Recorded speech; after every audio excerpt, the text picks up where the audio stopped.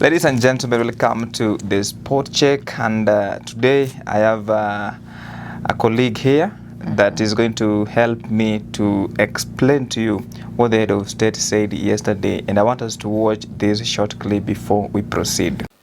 Musikwe na plan yetu ya kusonga mbele iko imara.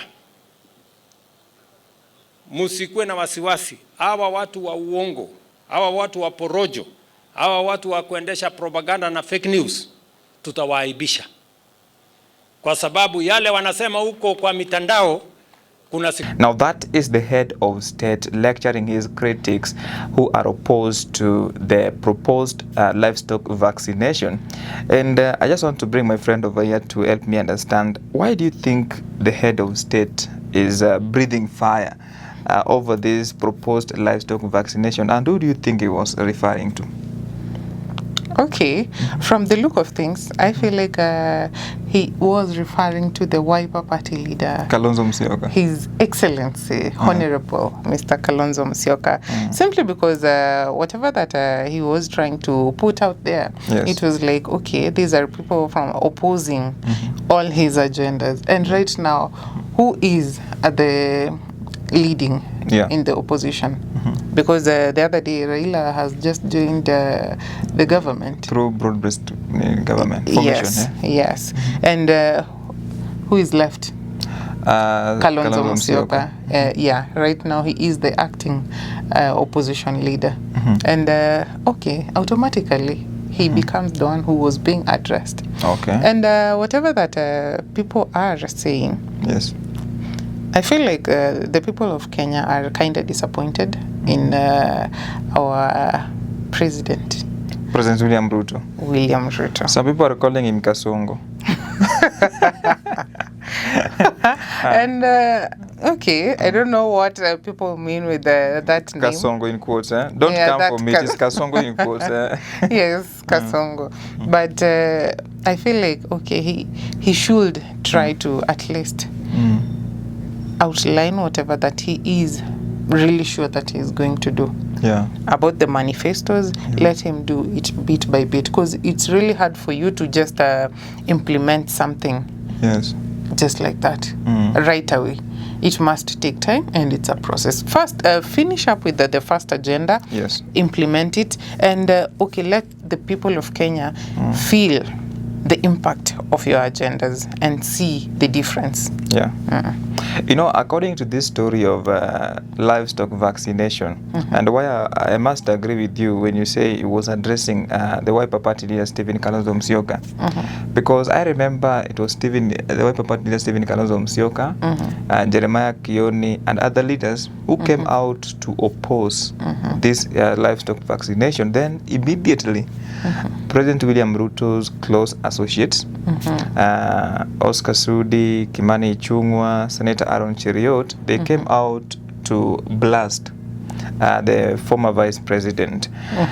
It was a clear indication that there's something, but I strongly feel the problem with this livestock vaccination is communication, right? Because the resistance that it is getting from the public, it is something that the head of state should ask himself so many questions. Why are these people resisting? And do you feel like he has the time to ask himself those questions? Who? The head of state, I think he has got, he must have people who are advising him. And those people are being paid by... He has advisors, yes. But do you feel like, okay, within himself, he has the time to listen to Kenyans? Just to feel the impact of whatever he has been doing. Vile mi naona Kasongo, I really doubt. By the way, no, not Kasongo, the way naona the President of the Republic of Kenya, I really doubt, because because yesterday he said, stop propaganda, stop fake news, and stop being ignorant. And spare us the ignorance. That is what he said. But what I know for sure is that he feels the impact of the people of Kenya, how they reject whatever he tries to table. And all his agendas. And definitely, I think there are three good reasons that can explain this. Number one, Kenyans are asking themselves, where is this vaccine coming from? Senator Ledamo Lekina sent a message to the head of state through the Deputy President, Professor Kithure Kindiki, telling the head of state that they cannot allow Kenya or animals from Kenya, livestock from Kenya, to be used as guinea pigs. Yeah. You see? And that is also a problem. I don't want to talk about it in English because of YouTube is from USA. Kuna vile wa Kenya wanahisi kwamba wazungu wamewakalia. Ndio. In terms of easy vaccination, anything wakitaka kujaribu, they have to try it. It's like we are the laboratory. Imagine. But President RUTO said that that vaccination, the vaccines are made here in Kenya from our own labs, research companies. The Camry. But Kenyans still do not trust the head of state. They don't. And remember why? Tell me, how am I going to put my trust in you? Yet, over and over, you've been tabling agendas, but you don't see them through to the end.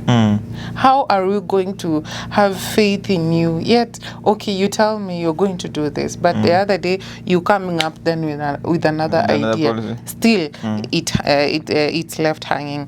The next time, instead of you just to seeing through the whatever that you had tabled earlier to the end, you just leave it at that, and you're like, okay, I didn't say that one, I said this one. Like the shisha stuff. He's like, okay, right now, during his manifesto, he was like, okay, right now, there is a government whereby we are going to be focusing on the improving the living standards of the mama mboga and mtu wa boda boda stuff.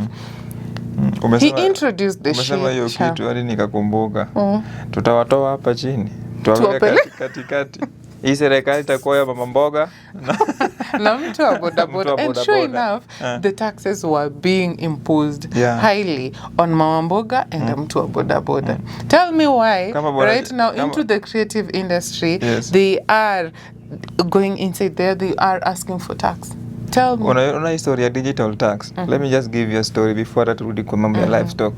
I went to withdraw money yesterday. Karibu tupigane na mtu wa agent pale. Bwana namwambia najua itaka funny story but I went to withdraw 2000. So sibidi withdraw 2000. Kidogo mimi napata alert kwamba you have withdrawn 2010 bob. Nikauza mtu agent, wewe uliandika 2010 ama wewe uliandika, nilikwambia uweke 2K. Akaanza kuniambia hiyo ni ya Rais RUTO. Nilishtuka. So let me tell you something. There is a cost pale yenye una withdraw. So unajua ile no more. Then kuna ka 10 bob inaenda. That I was surprised yesterday. Automatically. Unajua sijakwangi withdraw kuna bank sana. Napenda kutumia acha ni nyamaza watakujia hadi hiyo. Let's go back to what you were saying. So, as I was saying, there is no way you're going to tell Mama Mboga that you are really interested in bettering their lives, yet you are really taxing them highly. You know, the other day as I was saying about the shisha stuff, at the town hall debate, Mr. President was asked by a certain Mama Mboga, you say that you are going to at least ensure that we have insurance, medical insurance. But whatever that shisha stuff is standing for, we are not even inside, in quotes. Hawako ndani kabisa. So he said, okay, najua hiyo imewapatia headache kidogo, lakini I am assuring you that I am introducing another policy. Hiyo insurance yenye inaitwa Taifa what? Taifa card. Taifa card. Taifa something, whatever. And people were like, okay. Now, and he was saying this boldly. Taifa card, Taifa something, Taifa insurance, whatever. Yes. Hii sasa, hapa ndo sasa Mama Mboga, you are fully catered for. Okay. How long has it been since the NHIF issue? Itolewa.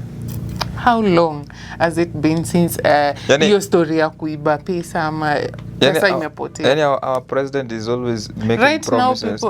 Right now people are dying because of they can't access medical care because it is very sad sana watu wa dialysis. If you can't take care of the health of your people, it is very sad. In most advanced countries, the first thing they will always have to do is to take care of the health of those people. Right now, okay, it's like because if you have a the healthy people nation, of Kenya's health are not important. Their livestock's health is more important. mtu alisema That's kwamba what I'm I don't know, saying. ni Jeremiah Kioni alisema ati kwamba mtu anataka kudunga ng'ombe na anasahau Wakenya pia wanaumia. Sasa unaona, he is a misplaced priorities. Yeah. How can you prioritize a livestock over a human being? Seriously. You know, once the first thing I think the head of state should be doing to take care of the health of the people. Unajua najiulizanga, is it that President William Ruto huwa aski ama anasikia ama aelewi ama anaelewa ama ana ignore? Ignorance. Because watu wanakuambia kwamba fanya kitu moja. Even the clergy told him, stop making promises. Maliza hizi kwanza. Yes. Ndio uende kwa hizi kwanza. Kidogo sijui livestock sijui nini. Juzi ilikuwa ati sasa kila mtu atakuwa anafanyiwa. Then sasa inasikia rumors kwamba ati it is now going to be not mandatory. It is going to be. But the big question Kenyans are asking themselves, where is this vaccine coming from? That is the only problem. And if they have the ability to produce vaccines, why can't they just enable themselves and improve the infrastructure in order to curb this health issue on human beings? Sasa saizi madaktari walishatoa hiyo notice kwamba wataenda strike. Thank you. Let me tell you. You're not paying the doctors yet. You have all the resources that are okay. Kitu yenye iko me can say is that hiyo vaccine ijatengenezewa Kenya. But I know of a person, I know of an intern doctor who is going through a lot because of hizi stories hizi mambo za internship. So yeye ilibidi tu aende tu mambo ya private. In Kenya, what I can say, in Kenya we have people who are learned. People can understand. The problem is that they are demoralized by their own government. How do you... Hata hizo mambo za vaccine, you can find that maybe there are people from other countries who are in Kenya, yet we have some qualified professionals. In fact, some of them even studied abroad. They're not being given opportunity to practice. Not even to practice. You know, once you have educated somebody, just give them an opportunity. That talent, let them tap that talent so as to experience. You know, because walikuwa information na government. But anyway, the story about livestock vaccination, there is a lot of resistance from the public. I don't know how the head of state will survive this until 2027. By the way, if elections were to be held today, do you think President William Ruto is not going to survive? That's one thing for sure. No, usikwe mbunge wa Ngongoya akisema uitwe hapo kuje. He's not going to survive what? Sema. He is not going to survive the elections. Oh, yeah. To see himself through another term. Yeah. Simply because, number one, the agenda that he had to the software that he was creating. Kwani hiyo kitu ilikuwa ni ukweli? Yeah, it is. It's spying through whatever you so hata yetu inaweza kuwa ina spy after ku upload wanaenda ku spy tunasema nini? Very soon, by this, very soon. Hiyo ndio project. Wanataka kumanipulate watu online. Okay, whatever that you will be trying to push that agenda. Yes. If it's against the government, aitaenda. And they can trace you wherever you are located. Oh, kufinywa. So, you know? Kufinywa hiyo story ya kufinywa. Achana nayo. Okay, they have their own way on how they are going to spy through your phones and at least see how they are going to curb this political propaganda stuff. Kueneza maneno yenye si mzuri kwa president. See, like Uganda, hakuna venye utaongelea government vibaya. Uwezi peleka government. Yeah, since Wakenya ni watu ambao hawezi ambiwa. Sasa ni hiyo ndio method yenye watajaribu kueliminate na hiyo stuff ya ku create memes and all that about your president, you know. So it's happening. Mimi sisemi kitu. Hii Kenya I think tuna survive by the grace of God. By the grace of God. So thank you so much by the way kwa kukam kwa the spot check. Zingine unapita mara moja. Audience wangu ni watu wazuri. Bora wasianze kutubash hapo. By the way kona channel. So ndosema channel pia. Silent experience. Yes. Okay. Thank you so much. I will see you in the next video.